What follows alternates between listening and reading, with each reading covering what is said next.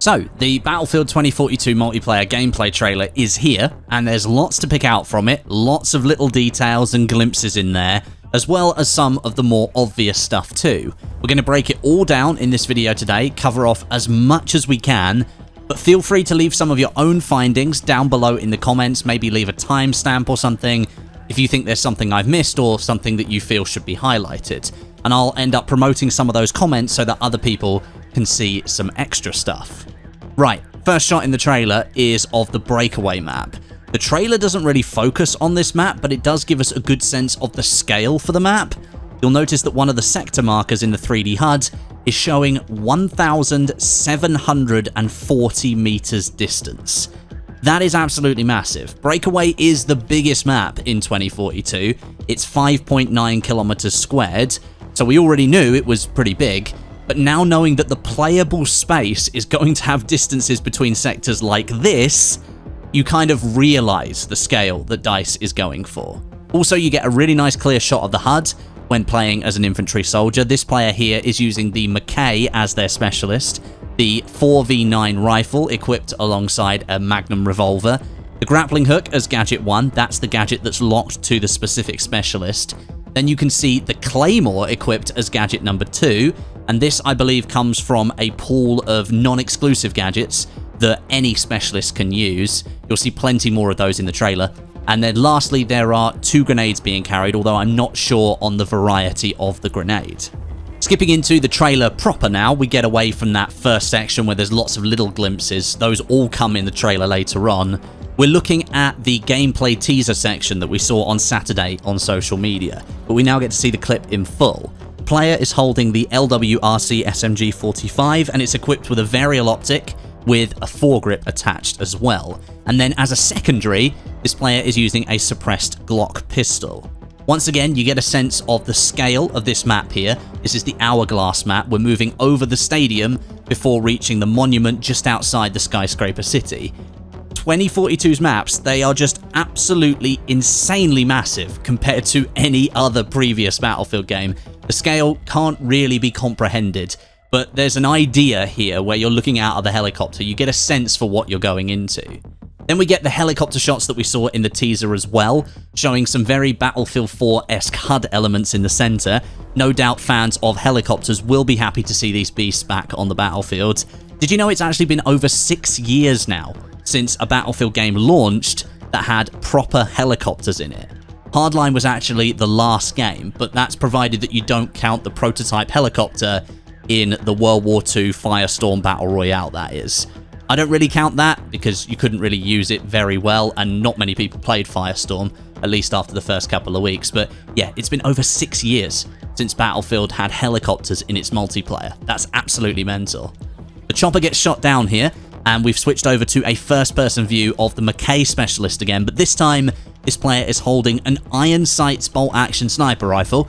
That's pretty bold. This is the TG-24. There's 10 rounds in the magazine here, although later in the trailer you can see this same weapon has 11 rounds loaded, so likely there's 1 in the chamber in that later sequence.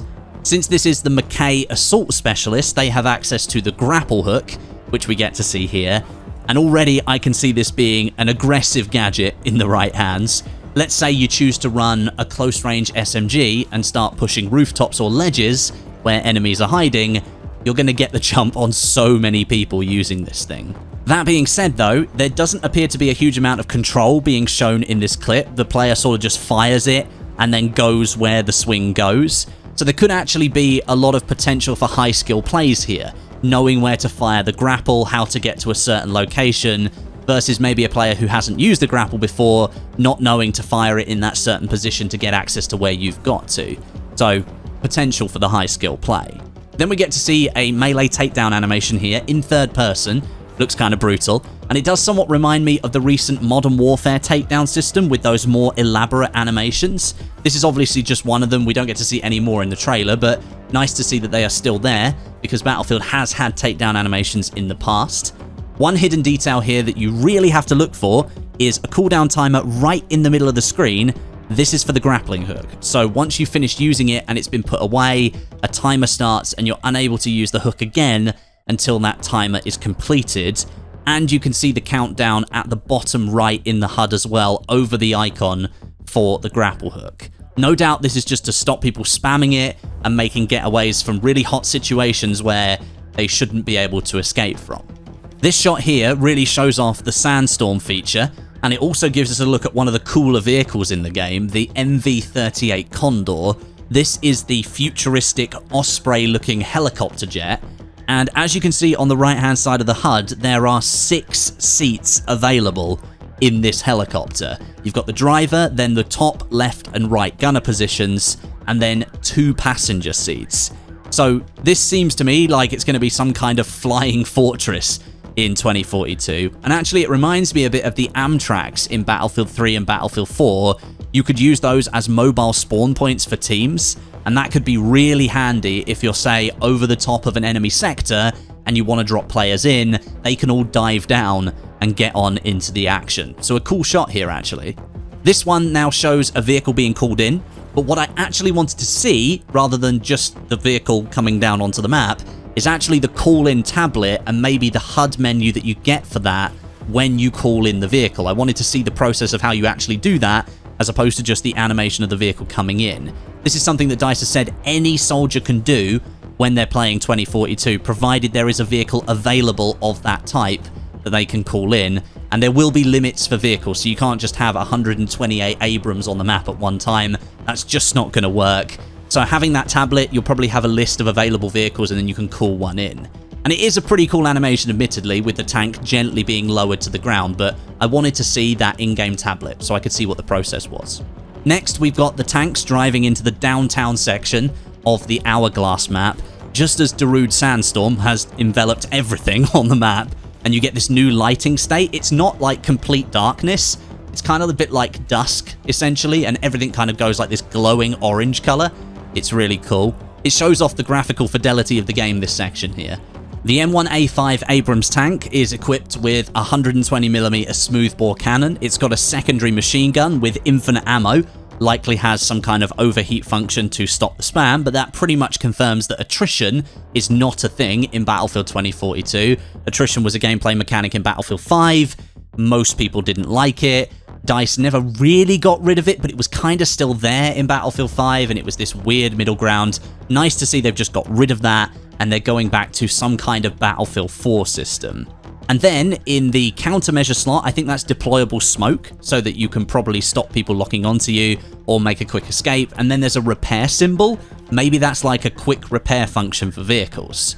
You can also see that these tanks now have 4 seats in them, as opposed to previous games where they only had 2 seats. So now people can hop in and out of the gunner seats, maybe using the vehicles more as transport, thanks to the larger map size.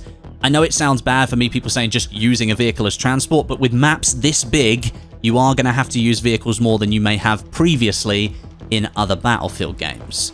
Then this shot here in the chase sequence through downtown, it shows a minigun being fired from the LATV-4. There is an overheat symbol on this HUD, so you won't be able to fire this thing forever, but it is a nice glimpse into some of the more faster vehicle gameplay and what sort of weapons we could be using.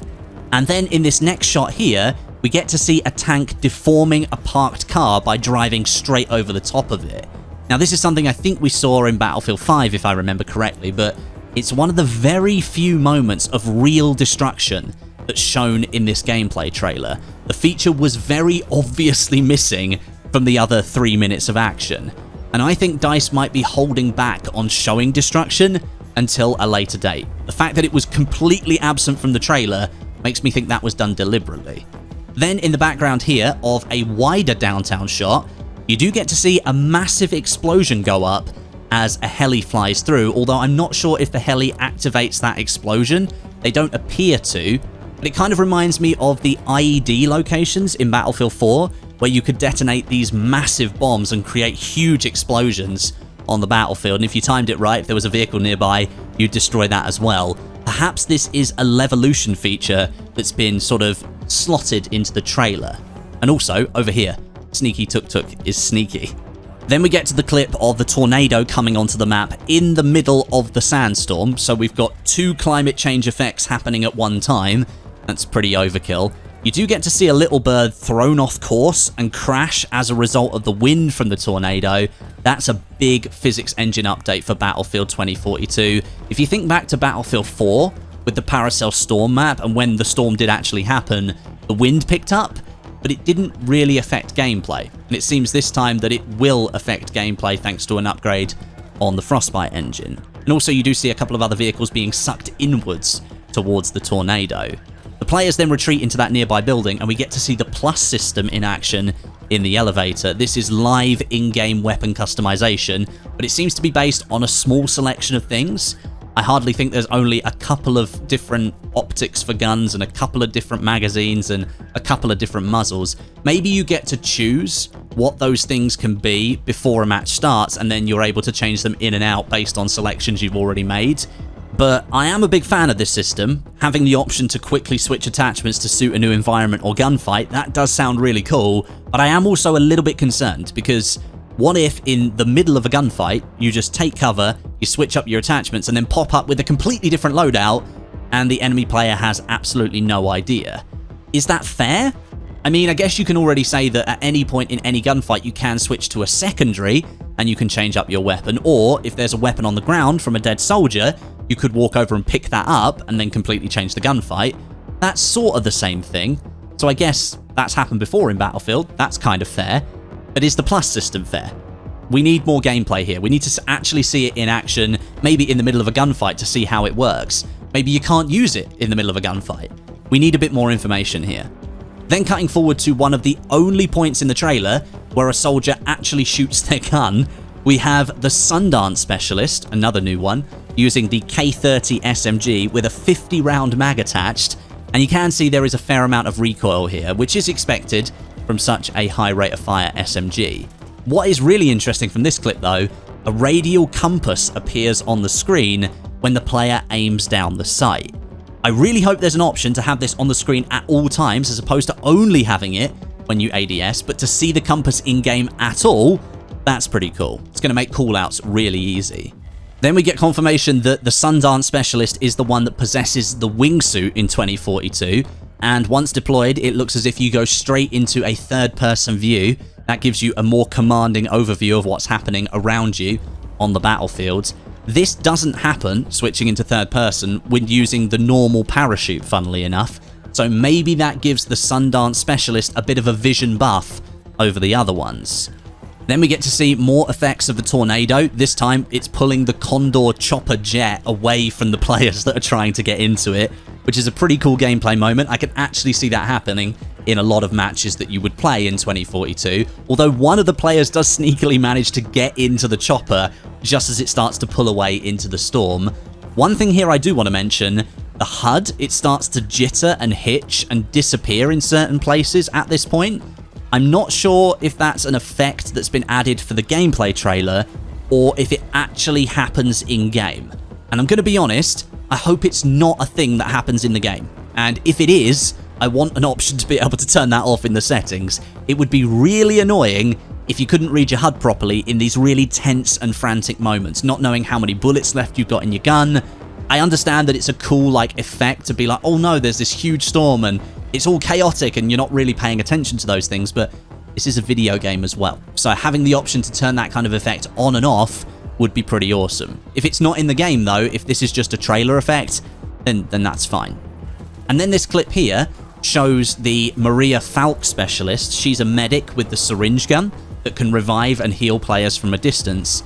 But in this clip that we get to see, there are possibly two types of shield on display. This one here that's being held by the Espinosa Specialist, he's charging forward using it to deflect shots away, and he's covering open ground at the same time. And then just a few frames further on over here, we get to see another soldier, and he looks like he's using a deployable cover shield, and then he's standing firing behind it. Maybe it's just cover inside the stadium, maybe an environmental feature, this second one, or it could be a deployable gameplay element. Who knows at the moment? Now, even after me analysing this trailer for a good couple of hours to make sure I'm picking up on almost everything that I can, I'm sure there's a bunch more things that I have actually missed. So if you find any of those, drop a comment down below, let me know. and I'll promote them up to the top so that others can see the extra information.